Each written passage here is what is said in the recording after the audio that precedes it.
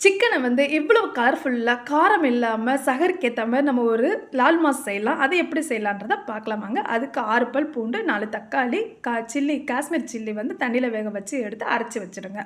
அப்புறம் ஒரு கடாயில எண்ணெய ஊத்திட்டு, அதுக்கு சோம்பு 1 ஸ்பூன் போட்டு, பட்டை, ஏலக்காய் போட்டுட்டு, 4 வெங்காயம் ஸ்லைஸா கட் பண்ணி வச்சிருந்தேன். அதையும் போட்டுருங்க.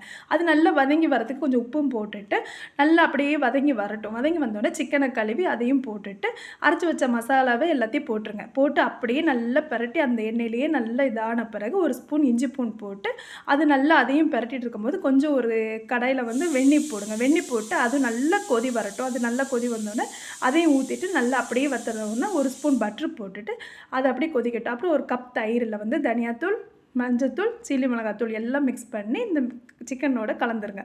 அது நல்லா கலந்ததுக்கப்புறம், வத்துனதுக்கப்புறம் இது பேரே லால் மாஸ்னா பார்த்துக்கோங்க. இத மட்டன்லயும் செய்யலாம். இதே மாரி செஞ்சு பாருங்க. பேருக்கு ஏத்த மாரி சூப்பரா இருக்கும்.